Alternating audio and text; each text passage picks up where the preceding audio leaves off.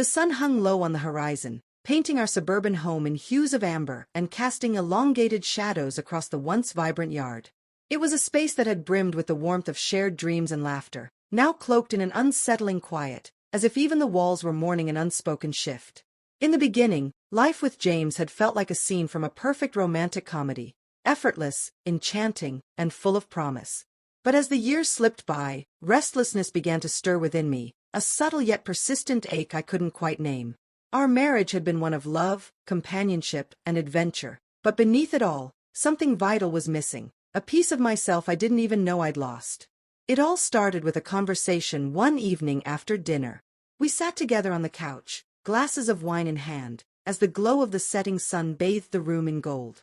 I broached the subject tentatively, my voice faltering under the weight of uncertainty. "James," I began, hesitating as I met his gaze, "what would you think about opening up our relationship?" Silence enveloped us. His brow furrowed, his expression unreadable, and I could feel the gravity of my words hanging heavily between us. After what felt like an eternity, he sighed deeply, leaning back into the cushions. "I trust you," he said at last, his voice a quiet murmur that barely broke the stillness. "If it's what you want, I'll try." Relief washed over me like a wave. I was certain this decision would bring us closer, bridging the growing chasm between us. James, my sweet, steadfast husband, had always been so accommodating, so willing to put my happiness above all else. But I couldn't have predicted how granting me freedom would set into motion a chain of events that would unravel everything. In the weeks that followed, I immersed myself in this new chapter of our lives. I met strangers who intrigued me, went on thrilling dates, and rediscovered a part of myself I hadn't realized I'd buried. For the first time in years, I felt alive, unbound, and exhilarated by the possibilities that lay ahead. But while I reveled in this newfound freedom, James began to retreat. The warmth that once lit up his smile whenever I came home slowly faded, replaced by a distant, unreadable expression. His laughter grew rarer, his words fewer. It was as though the light in him had dimmed, leaving behind a hollow shadow of the man I once knew. One night, I returned home late after seeing someone new. The house was shrouded in darkness, a stark contrast to the electric excitement coursing through me. Something was off, an unspoken tension hung in the air, thick and oppressive. "James!" I called out, my voice echoing through the quiet rooms. No response. I made my way to the bedroom, expecting to find him asleep, but instead, I was met with an empty bed. My pulse quickened. The door to his office stood slightly ajar, a faint glow spilling out into the hallway. I approached cautiously, each step heavy with apprehension. Peering inside, I found him sitting at his desk, bathed in the pale light of his laptop screen. His posture was tense, his shoulders hunched. Relief surged briefly, until my eyes fell on the screen. What I saw froze me in place, my heart hammering wildly. It was a moment that changed everything, unraveling the fragile threads of what was left of us. Shattered bonds. My heart sank, my breath caught, and the ground seemed to vanish beneath me. There it was, a message, not just any message, but one that shattered the fragile illusion of stability I thought I had. "I'm done, Lily. I need to find myself again. I can't keep living in your shadow." James was gone. No warning, no goodbye. Just a message left in his wake.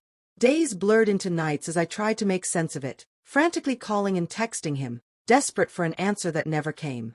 It was as though he had vanished into thin air, leaving behind nothing but the empty chair at our dinner table and the suffocating silence of his absence. How could he do this?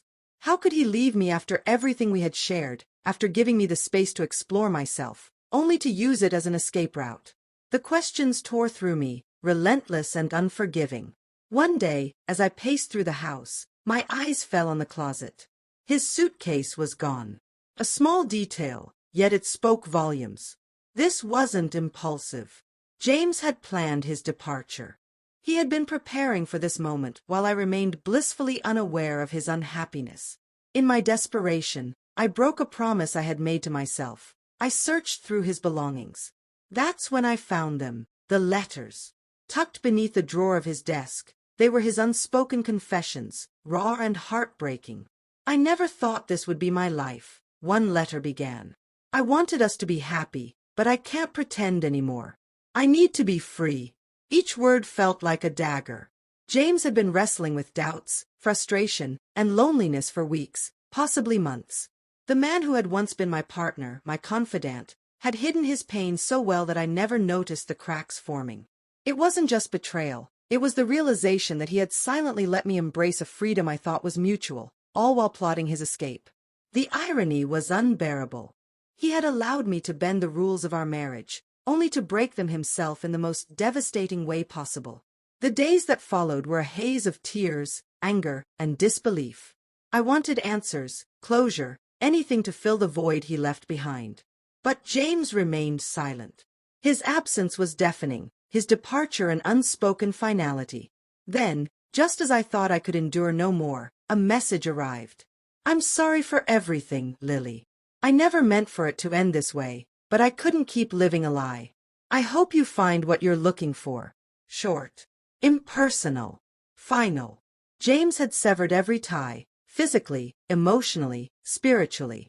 I was left in the ruins of a life I no longer recognized, haunted by the ghost of the man I thought I knew. I stared at the message for hours, its weight pressing down on me. What had I gained from this so-called freedom? What had I lost in its pursuit? The answers didn't come immediately, but as the days turned to weeks, I began piecing myself back together.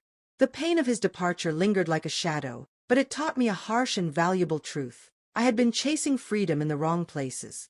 True liberation doesn't come from external validation or the chaos of unbridled exploration. It comes from within, from finding peace and self-respect, from building a foundation that cannot be shaken by the whims of another.